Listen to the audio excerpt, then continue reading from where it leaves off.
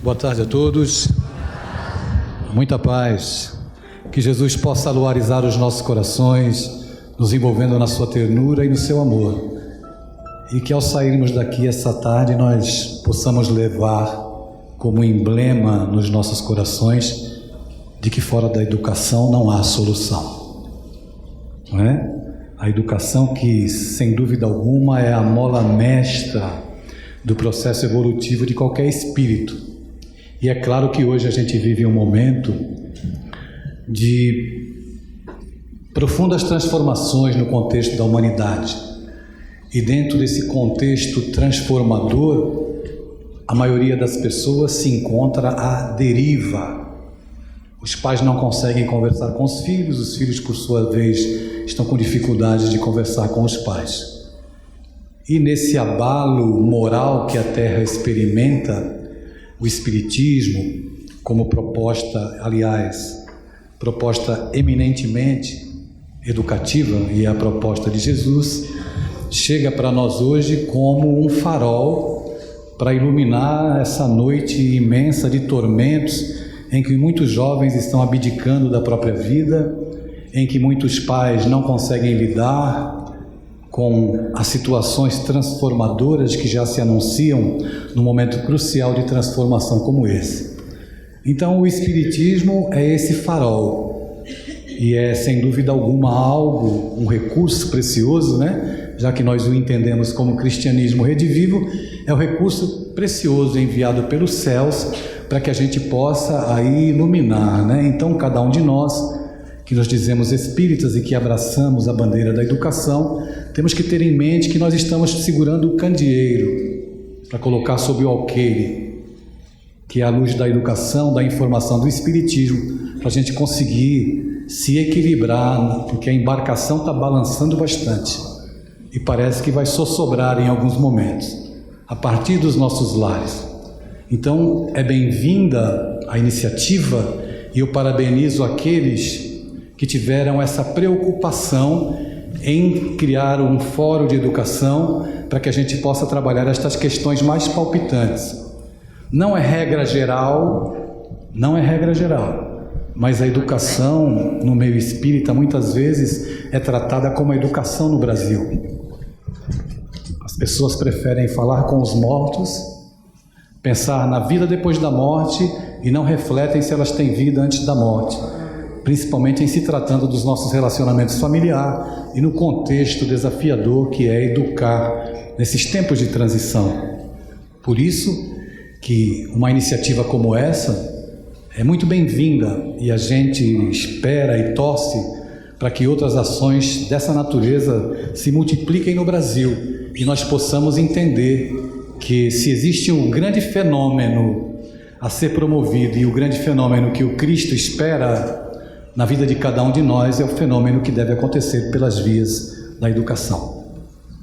Porque só educados quanto à nossa natureza espiritual, já que os séculos que a humanidade atravessa de progresso, e hoje, mais do que nunca, com a ascensão desse progresso tecnológico, nós observamos que a academia, os diplomas acadêmicos não respondem às angústias da criatura humana. E lograr a formação acadêmica nas melhores universidades do mundo, como em Harvard, por exemplo, não garante felicidade de ninguém.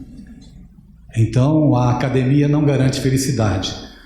E para aqueles que logram a formação nas melhores universidades do mundo, se não tiverem um viés amoroso, um viés ético-moral, evidentemente que em algum momento as angústias da criatura humana não serão respondidas pela ciência, como nunca foram. Nunca foram. Então realmente é um momento crucial. Eu gostaria de vos convidar, nesses breves minutos que nós teremos pela frente, a refletirmos na nossa condição ou de evangelizadores na instituição espírita, ou de evangelizadores, educadores, de uma maneira geral, dentro dos nossos lares, nas questões propostas pelo Espiritismo e na grande necessidade, na grande urgência de nós aproximarmos Jesus do coração juvenil. Todos os lugares que eu vou, a pergunta é recorrente: por que os jovens não ficam na casa espírita? Não ficam porque é chato. É muito chato. Não ficam porque não existe uma linguagem contextualizada em que eles possam se identificar com os conflitos que experimentam na intimidade da própria alma, com aquilo que lhes é apresentado como uma proposta educativa. Então, se eu não tenho identificação com aquilo que eu percebo, conheço e identifico na casa espírita, eu não posso ficar. E não ficarei, já que as minhas angústias e os meus conflitos não são respondidos.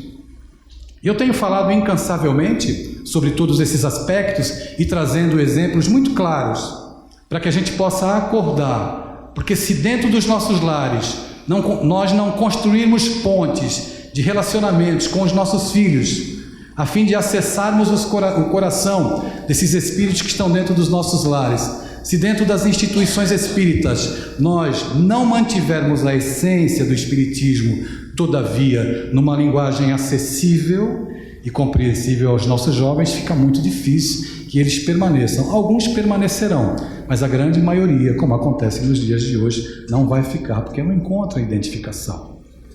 Diante disso, das experiências práticas que eu venho tendo, tanto no ambiente acadêmico, quando eu faço palestra nas escolas, sejam escolas públicas ou escolas particulares, a miséria moral, ela é a mesma. O desejo de suicídio é o mesmo. A ausência do diálogo dos pais com os filhos também é patente. Diante dessa grande realidade, nós precisamos fazer um estacato nas nossas atividades e parar para pensar, para refletir. Porque, aparentemente, as dores são deflagradas apenas na casa do vizinho, na casa das outras pessoas. E é evidentemente que essa mesma dor, já que somos todos espíritos em evolução, ela ronda a nossa casa, ronda a intimidade do nosso lar e ronda principalmente os nossos filhos. Então nós devemos estar assim absolutamente atentos. Eu vou dar um exemplo aqui, que muitas pessoas já devem ter ouvido eu falar sobre isso, mas eu acho que é oportuno, que foi o momento em que eu, observando a realidade dentro do meio espírita e fora do meio espírita, só fazendo uma viagem no tempo, quando eu lancei os meus 3 primeiros livros infantis pela Federação Espírita Brasileira, um deles eu escrevi para minha neta, para Belinha. Belinha é Lagarta Bernadette. A Belinha era uma criança, hoje a Belinha já está fazendo faculdade de veterinária. Veja, o tempo passou, meu cabelo caiu, mas a preocupação com a literatura para o jovem e para a criança continua a mesma, porque quando a Belinha fazia a transição da infância pré-adolescência, adolescência, eu procurei livros espíritas para Belinha e não achei. Não havia literatura espírita. Então o jovem, ele se encontra num vácuo, vamos dizer assim. Eu devo ter publicado até hoje 15 livros para jovens. É nada diante de um universo de necessidades, né? Do deserto de carências e de informação que eles têm.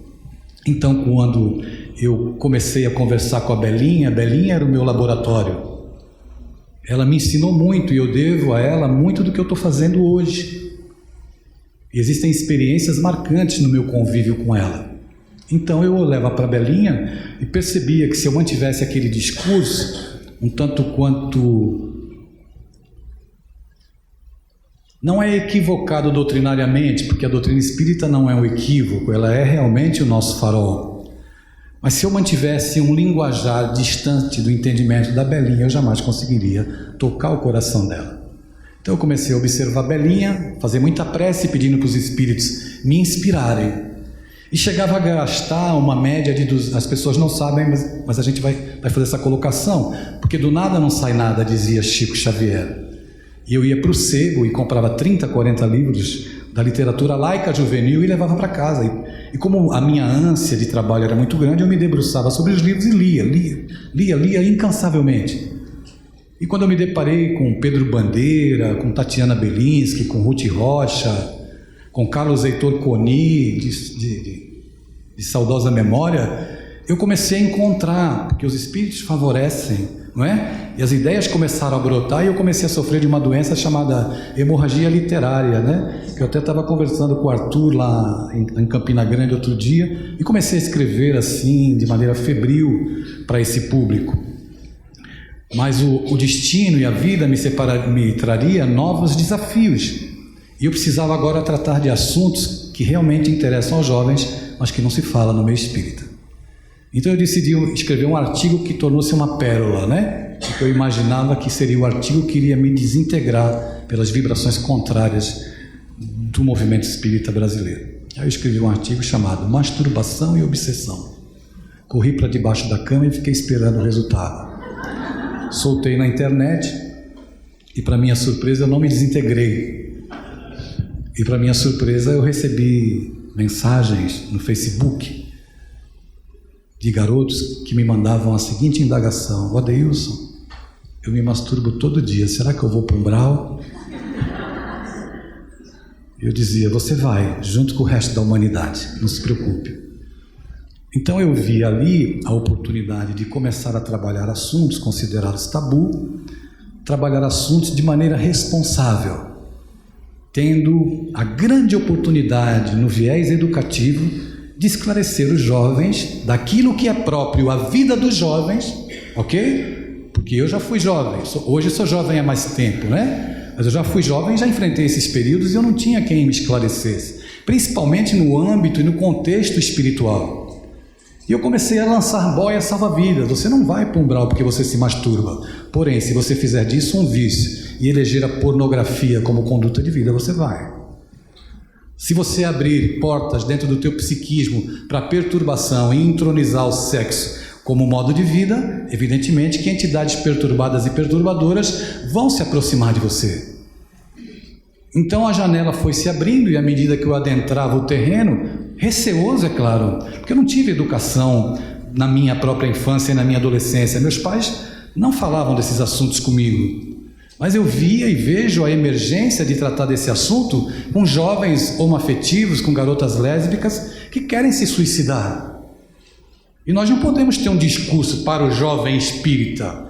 Nós precisamos ter um discurso educativo para todos os corações, embora a nossa militância esteja dentro do movimento espírita e ela precise ultrapassar as fronteiras do movimento espírita, porque a mensagem do espiritismo não é propriedade dos espíritas, ela é propriedade da humanidade.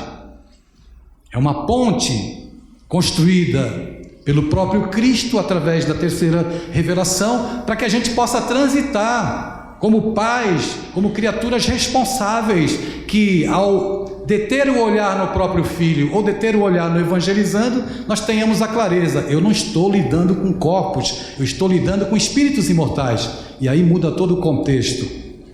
Quando aquele filho te desafia que você tem vontade de comer ele com batata, você não está lidando com o corpo, você está lidando com o espírito imortal. Isso deveria mudar o viés do nosso olhar, a nossa lente precisava se transformar.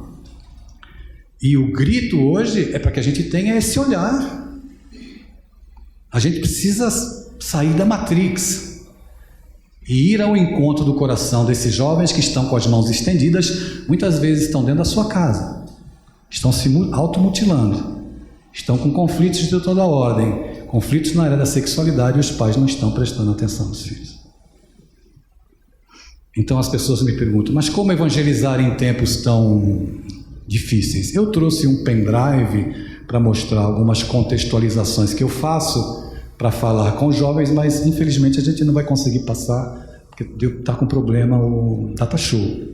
Mas eu vou comentar aqui rapidamente, apenas me referindo às experiências que eu venho vivendo, que têm sido experiências exitosas, né? Não tenho aqui o desejo de convencer ninguém de que aquilo que eu estou fazendo é certo, mas a gente tem um sinal muito claro de que isso vem acontecendo de maneira muito contundente. Eu fui convidado pela minha esposa a participar de uma tarde em Recife, em que eu não viajaria para palestras, para falar sobre Jesus para um grupo de adolescentes que vai no centro espírita para comer o lanche.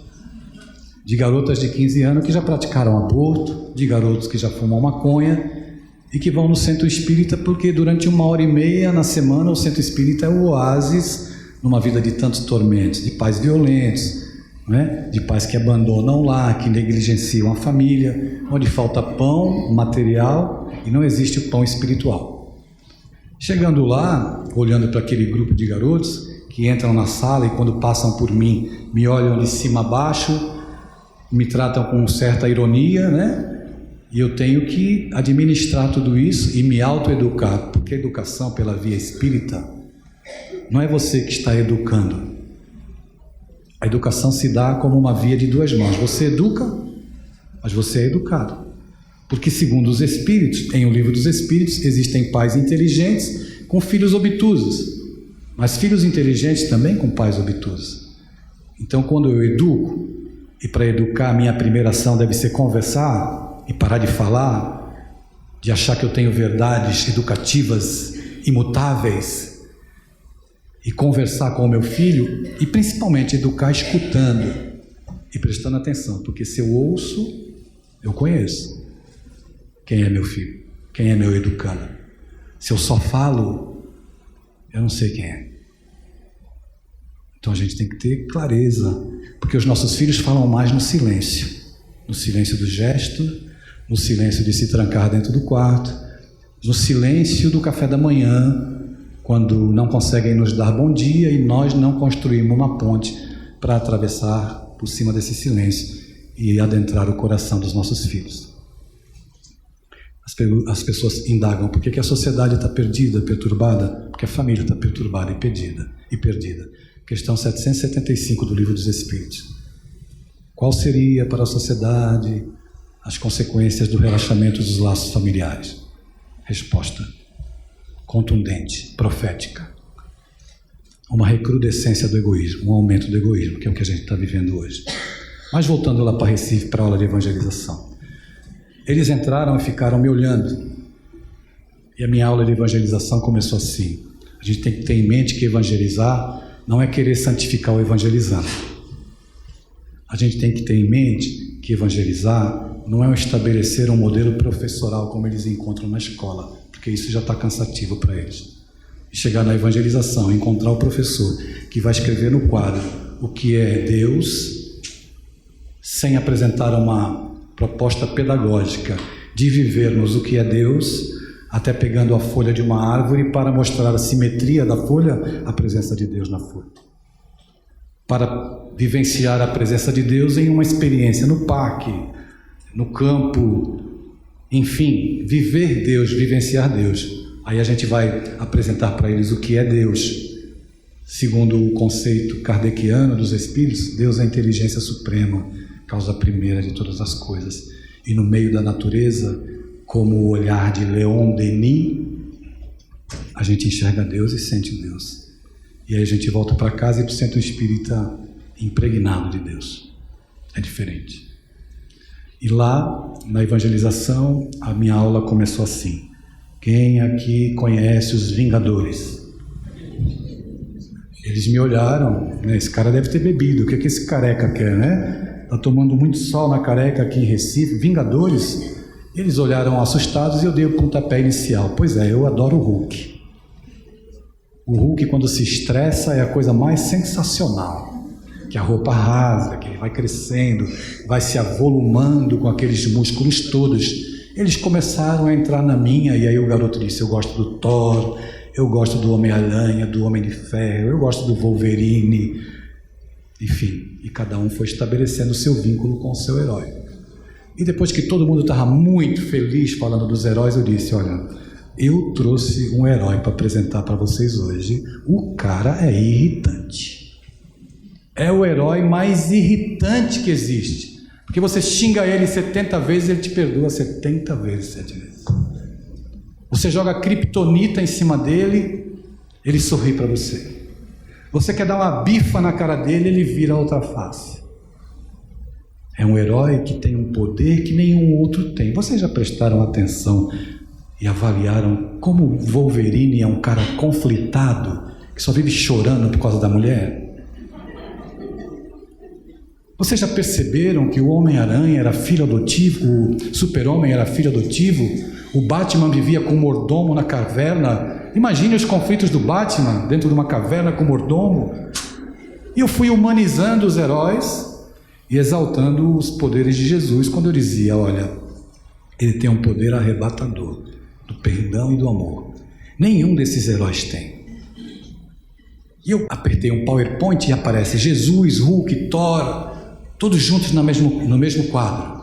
Porque eu precisava, como educador, entender que eu não tenho que trazer o educando para o meu conceito de Deus.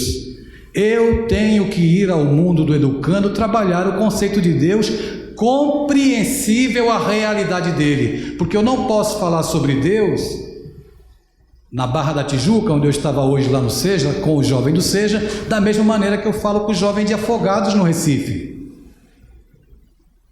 Dentro da tua casa, você tem 2 filhos, 3 filhos, você coloca um filho no alto da montanha, empurra, nem assim o desgramado rola. Tem filho que você coloca, você vira, ele já, ganhou altura, voou, porque ele tem uma outra maturidade, um outro estágio evolutivo, uma condição de... Parece que é verdade o que eu falei. Está empurrando ele não está rolando, né? Eu sei. Então, as realidades, a maravilha do Espiritismo, né? Quando eu ouvi a Rafael falar aqui, que é uma maravilha ser espírita, porque a doutrina espírita nos salva das neuroses. Quando nós contemplamos os nossos filhos e fala assim: olha a beleza da reencarnação na sala da minha casa.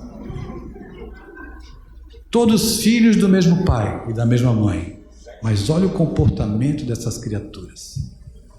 E a gente começa a observar as maravilhas, as grandes oportunidades que Deus nos dá, mas o olhar educativo, ele deve ser mais abrangente. Porque muita gente vê, mas nem todo mundo enxerga. Muita gente escuta, mas nem todo mundo ouve, principalmente em se tratando de filhos, em se tratando de netos, em se tratando de educação. E quando a gente vem com muita alegria participar de um fórum de educação, eu vim exultando, muito feliz, porque nos grandes congressos que a gente comparece muitas vezes, não se fala de educação de maneira mais objetiva, de maneira a socorrer. Porque muitas pessoas estão sofrendo, vão ali, ouvem falar de Jesus, se sentem abençoadas e quando saem dali, voltam para casa e não conseguem entender que o conflito maior dentro de casa se refere à maneira equivocada como você trata seu filho ao se dirigir a ele, adjetivando-o. Você é um vagabundo, você não vai dar certo, o filho de fulano é melhor do que você tirou 10 disciplinas, você tirou 9 notas altas e tirou uma baixa. Onde já se viu filho meu tirar uma nota baixa? Os jovens traziam o boletim para casa, uma nota baixa, está de castigo, não vai jogar mais videogame. Não é assim? Não é isso que a gente valoriza? Pessoal, os desencarnados já responderam, responda agora os encarnados. Não é isso? Nós valorizamos esse viés, o viés sempre do pior. E não entendemos que os nossos filhos não são e não serão o resultado das nossas ideações ou das nossas frustrações que nós tentamos transformar agora em realizações pessoais. Eles não serão a perfeição, assim como nós não somos os pais perfeitos. Mas tem algo importante que nós precisamos nos dar conta, que é urgente. Nós precisamos humanizar as nossas relações. Humanizar as nossas relações é nos aproximarmos dos nossos filhos e descer do pedestal que alguns educadores se colocam, acreditando ter o mapa da felicidade e a verdade absoluta para dizer: eu sou humano, hoje eu estou sofrendo, hoje eu estou com dificuldade. Senta aqui do meu lado, filho. Vem conversar comigo. Vem aqui ficar com o pai. Quando a minha filha transgênero me comunicou que ela era transgênero, meu filho me comunicou que era uma mulher transgênero, eu olhei e pensei: Deus está me dando a grande oportunidade de provar se eu sou cristão ou não. Não é? Porque o discurso já existia nos meus lábios, cantados aí pelos 4 cantos do Brasil, dizendo que a gente tem que amar e respeitar as pessoas, mas chegou a hora da prova prática, né? Eu agradeci muito a Deus pela lucidez e eu disse à minha filha: aonde você não for bem-vinda, eu também não serei bem-vindo. Onde você não for respeitada, eu também não serei respeitado. né? Então, nós precisamos ter um olhar cristão, não para os nossos filhos apenas, o nosso evangelizado. A gente precisa entender que a semente da evangelização, embora plantada durante a infância, e os Espíritos nos dizem, na questão 383 do Livro dos Espíritos, que é nessa fase da infância, vamos dizer, da concepção até 7, 8 anos de idade aproximadamente, que nós temos a possibilidade de semear valores éticos morais dentro do nosso lar, dentro das nossas instituições espíritas, quando essas criaturas chegam até nós. Então eu vou dar um exemplo batido, mas que ele é prático, embora seja muito simples, né, e singelo. Seu filho chega no seu lar, nasce, vem para os teus braços, para o braço da sua esposa, para os braços do papai, como esse copinho aqui. Só que ele chega vazio. Ele passou pelo período da reencarnação, quando houve a concepção do espermatozoide e fecundou a célula-ovo, em que as moléculas do perispírito começaram a se conectar nas células. Ele passa pelo processo da miniaturização, do bendito esquecimento, e o processo da reencarnação sob as bênçãos do Criador acontece. E quando ele nasce, 9 meses depois, o processo ainda não se completou. É aí que a questão 383 já mereceria um seminário, né, Arthur, né, Rafael? Porque o espírito tem que passar pela infância. E nessa hora você tem que saber muito bem como é que você se comporta na frente do teu filho. Ou o evangelizador se comporta junto ao educando. Porque os nossos exemplos, a nossa palavra, a nossa fala, o nosso gestual é semente, que você vai jogando dentro do copinho, que ele está vazio. 8 anos de idade, a reencarnação se completa, o copo transborda ou fica vazio. Aí vem a pré-adolescência e começam a acontecer, se desenvolver aquilo que a gente considera como fruto do nosso estudo, aqueles 4 fatores determinantes para se deflagrar uma adolescência mais conflitada ou com depressão, todas essas questões que a gente vê acontecer na sociedade. A primeira delas é a eclosão dos hormônios. Eles começam a descobrir o prazer no próprio corpo, no próprio toque, e isso mexe na organização material do cérebro e mexe também de maneira determinante no psiquismo dos nossos filhos. E a gente precisa ter essa sensibilidade, porque é determinante. Vamos colocar mais um componente. Os nossos filhos passam pelo processo da individualização. Se individualizam emocionalmente, passam a olhar para os pais e se descobrem, eu não faço mais parte, porque eles se sentiam parte dos pais. Aí eles passam por um processo que nós denominamos de orfandade emocional, quando eles se veem como individualidade. E quando eles se veem como individualidade, eles olham para os pais e ficam observando. Eles não falam para os pais, mas observam e pensam consigo mesmos. Que engraçado, meu pai mente. Minha mãe mente. Se houver qualquer comportamento equivocado, eles vão observar, minha mãe engana meu pai engana minha mãe. Ou seja, eles estão emitindo juízo de valor. Quando ele se individualiza, quase que concomitantemente, ocorre um outro processo, o das reminiscências de vidas passadas. Eclosão dos hormônios, individualização e reminiscências. Eles começam a assumir quem eles são de fato, como resultado das vidas que viveram. E se esse copinho aqui não tiver valores éticos morais, eles não têm parâmetros educativos de valores novos para ter uma encarnação nova e diferente. Eles vão fazer a opção pelas tendências que eles trazem. Isso é muito sério. E o 4º fator, não menos importante do que os outros 3, chama-se mediunidade. Na pergunta 459, os espíritos perguntam, Allan Kardec pergunta aos espíritos se os espíritos influenciam na nossa vida. Todo mundo conhece a pergunta e a resposta. Muito mais do que imaginais, via de regra que eles vos dirigem, mas não é a partir dos 18, viu? Os espíritos influenciam a nossa vida sempre, na infância e na adolescência. No livro dos Médios, capítulo 14, item 259, todo aquele que sente em um grau qualquer a influência dos espíritos, é por isso mesmo? Respondam logo para acabar logo. É por isso mesmo? Médium. Mas não a partir dos 18. Ou é a partir dos 18, eu não li direito. É sempre.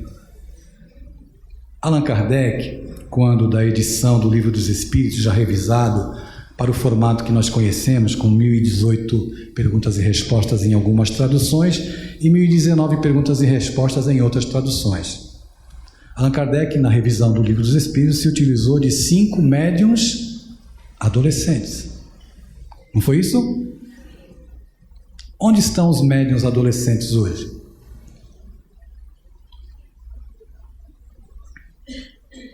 Tá fácil. Estão se automutilando, estão se suicidando, estão tendo conflitos na área do sexo, porque nós precisamos correr para a urgência de nos capacitarmos para lidar com os adolescentes e com os jovens, e nós não estamos capacitados.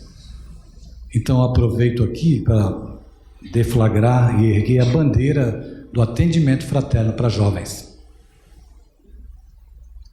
Mas é outro papo, não é catequizar o jovem, ok?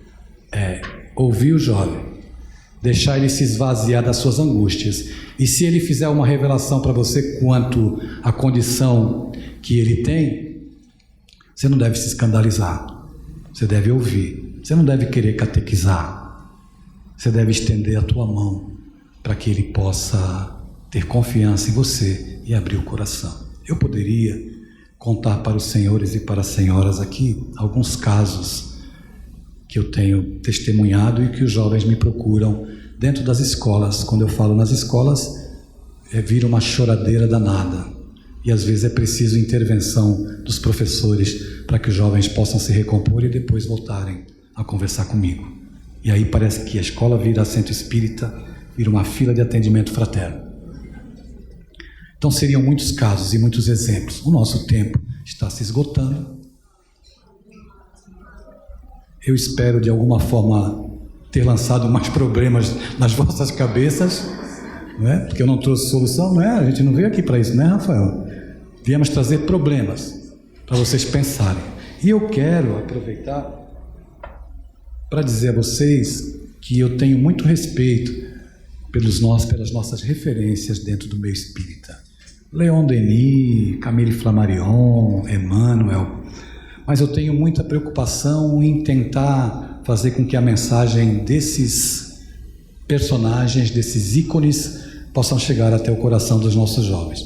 Por isso que um dia eu estive, em 2010, na Bienal do Livro em São Paulo, eu fui autografar, quando a senhora Miriam Duzzi olhou para mim numa reunião sobre o Digi e me disse assim: Adeilson, seria muito bom se um dia alguém fizesse a adaptação de Paulo Estevam para jovem, né? Eu olhei para ela e já comecei a orar, falei, coitada dessa moça, ela deve estar com algum problema, porque como é que alguém vai conseguir fazer a adaptação de Paulo Estevam, né?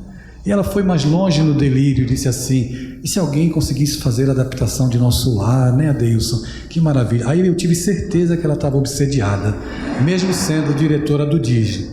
Mas eu mal sabia que quando eu fosse para o hotel à noite, quem estaria sob processo obsessivo era eu, né? Eu virava para um lado do travesseiro, Paulo Estevam virava para o outro, Nosso Lar, e escrevemos e fizemos a adaptação de Paulo Estevam para jovem. Só tem esse exemplar, a moça estava comprando, eu pedi emprestado para ela.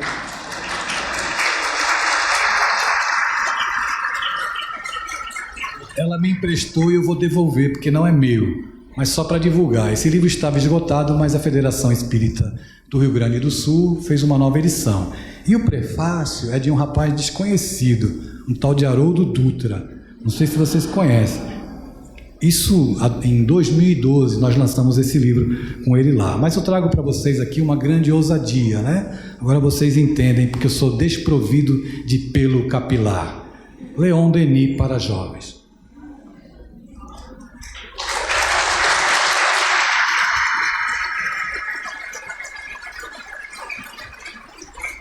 quando eu tive a ideia, eu imediatamente quis afastar esse pensamento, porque eu julguei que fosse um processo obsessivo, né? Como Leon Denis para jovem?